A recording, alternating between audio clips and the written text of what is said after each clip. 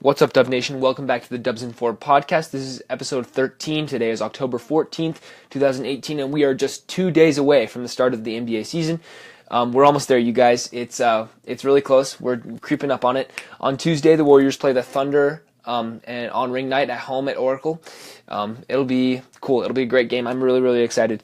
Not just for that, but just for the league to get underway, for every team to start playing. It'll be awesome. I'm just really excited about it. So, next week we're going to be talking about the first week of the season, just everything that happened, wrap-ups of who's playing well, who's not, unexpected results, whatever. That'll be next week, tongue-tied, next week's episode. And then, if a Jimmy Butler trade does happen, which it's looking less and less likely, it's looking like he will be a Timberwolf to start the year. Thibodeau does not seem to want to trade him, even though ownership is begging that he does. Right now, it's not looking like there's too many teams who are going to be willing to take him. So, that's neither here nor there. If/when that does happen, we will talk about Jimmy Butler. But this situation's kind of dragging out a little while. So, today we're talking about the Warriors' final roster moves for the year. The biggest thing that happened was that they signed Alfonzo McKinnie to their last roster spot.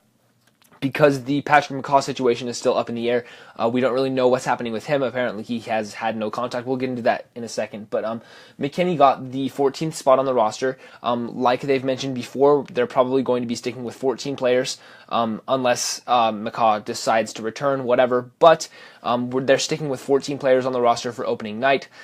And McKinney will be the 14th guy. The contract is not guaranteed until January 9th, so that does give them some flexibility with that. It's a 2-year deal, so if they do want to keep him, they can have him for this year and for the season after that as well, which would be cool if he does end up being good. But he kind of does fill that void left by McCaw. He's a similar player, pretty much just a wing. I believe he's a little taller than McCaw, but he's a halfway decent defender. He can shoot. Playmaker. We'll see what he can bring, but it could be he has some nice upside, so we'll see what ends up happening there. But yeah, he's the 14th man on the roster. It's not a two-way deal, so he can't go down to the G League. He will be with the team.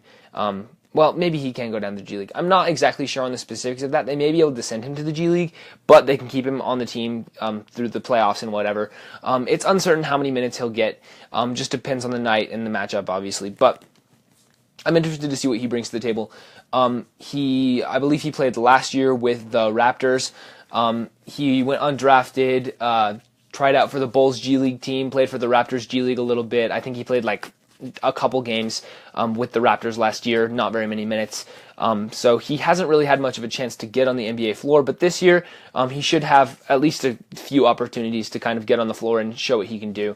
But yeah, the Warriors do have him for 2 years, so we'll see what happens with that. But he shouldn't be playing too much this year. If he does start to develop a little more, then they'll play him. But this seems like kind of a replacement for McCaw because it's seeming less and less likely that Patrick McCaw will return to the Warriors for whatever reason. Because he has reportedly declined an offer from them, declined a 2-year, $4 million offer, which is a lot. That's a lot for him. He still remains restricted, and we've had reports that he has not talked to them since before training camp. He hasn't had any communication with the Warriors or any of his teammates or the coach or Bob Myers, Steve Kerr, anybody. So it's just kind of interesting. I don't know. We don't really know what he's up to. It's in his second year in the league. It's kind of hard to find a rationale for doing that. Doesn't really make a lot of sense to really anybody. We'll have to see how this situation is resolved, but it's not looking like the Warriors are going to make him unrestricted anytime soon. They do want him back. They're going to keep that restricted free agency on him. They're going to hold those rights. We'll see what kind of deal he ends up signing with another team if the Warriors decide to match whatever is going on. But we're just kind of waiting that one out. But for now, we do have McKinney as the replacement for him on the roster. So that was that. And then we also got Marcus Derrickson as our second two-way player guy. Marcus Derrickson signed a two-way deal. He's the second player after Damian Lee. Derrickson was out of, let me just check this here. I believe he was out of Georgia somewhere. 1 second. Georgetown? Close enough. So yeah, he's from Georgetown. Played really well over the summer league, the first couple games of the preseason, stuff like that. But yeah, he will be our other two-way guy. He's an interesting player. We'll have to see what he brings to the table as well. It should be interesting. He was good in college. Like I mentioned, played well over the summer in preseason, stuff like that. So he definitely earned his spot. When undrafted, this says, let me check his stats real fast. 7.1 points, 4.5 rebounds per game in his freshman year. Oh, that's his freshman season. His senior year, after his junior season, he averaged 15.9 points per game, 8.1 rebounds per game. So yeah, definitely improved. He entered the draft, and yeah, all right, two-way contract. It'll be interesting to see what he ends up doing, but it'll be cool. I mean, I don't know. It's really tough to say what he will end up giving to the Warriors this year. He probably will not play too much again, and they can't carry him into the playoffs. Potentially they can. That's one of the reasons they're leaving that 15th roster spot open, to avoid a situation they had to do with Quinn Cook and Omri Caspi last year. They had to cut Caspi to make room for Cook on the roster. They kind of want to avoid that this year, so if they leave that 15th spot open, they'll be able to promote one of their two-way guys or sign somebody else before the playoffs if they feel like they want to.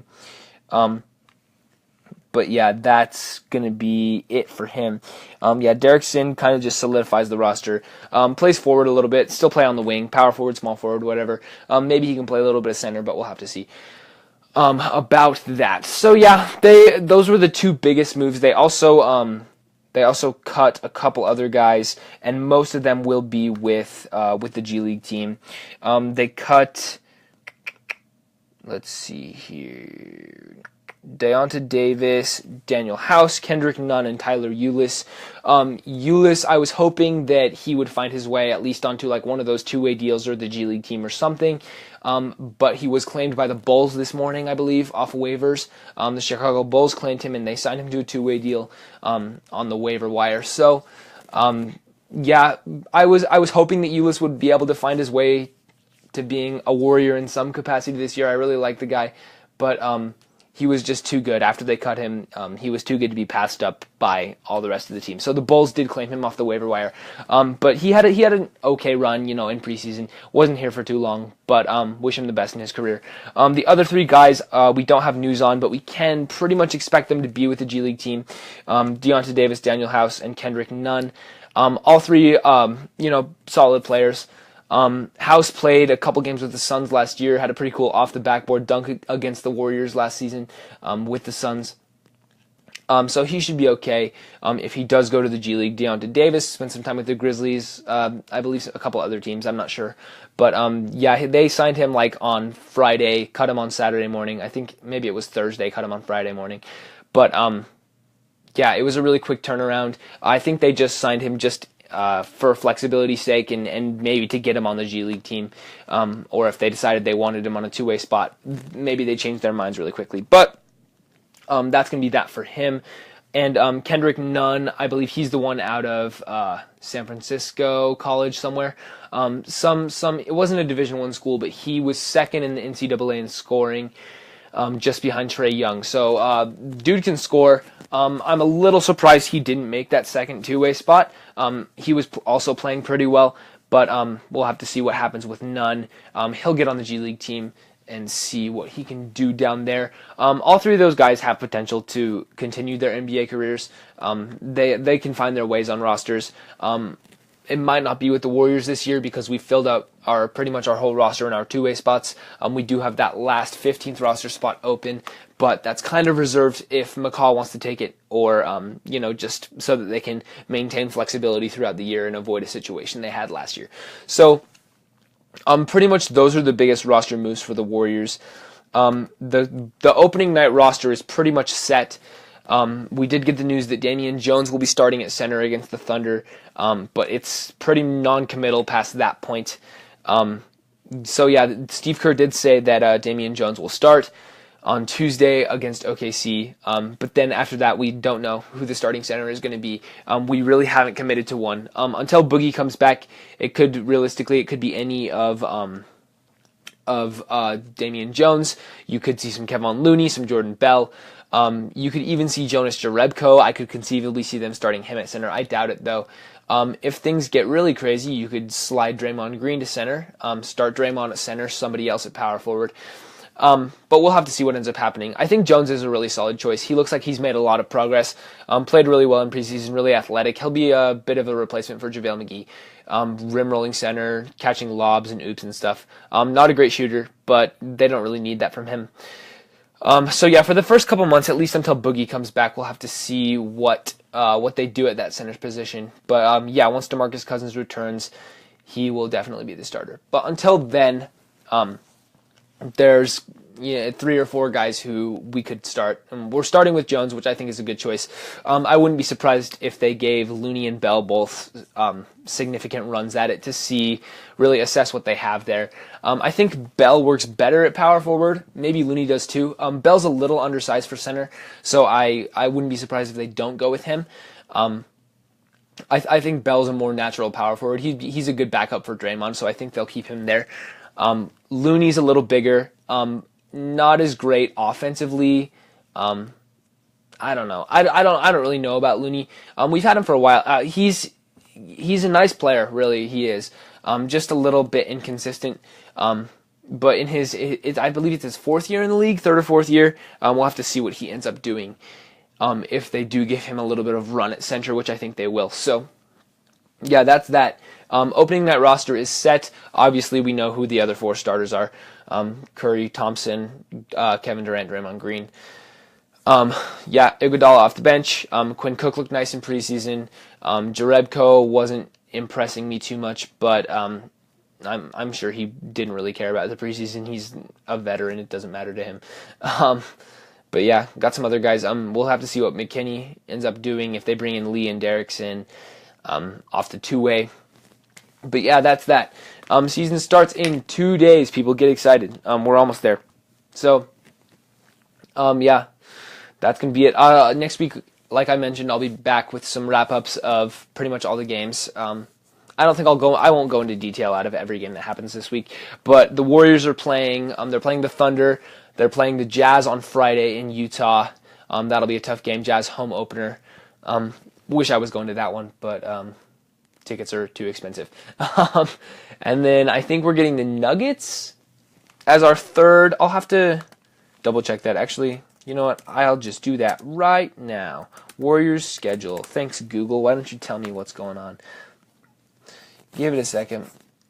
Give the internet a second. It's thinking about it. But no, I'm pretty sure they're playing the Nuggets this week.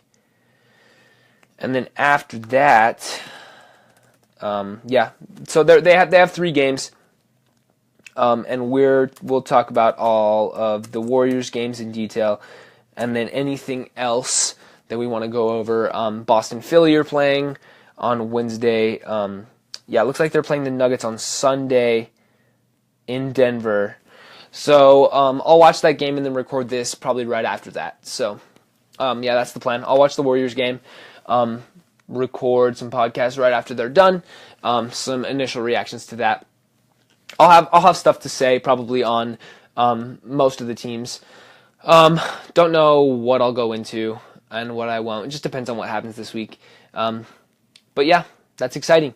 Finally, we have real basketball back. It's been a really long summer, but we're here. Games that actually matter and players that are trying. We love it.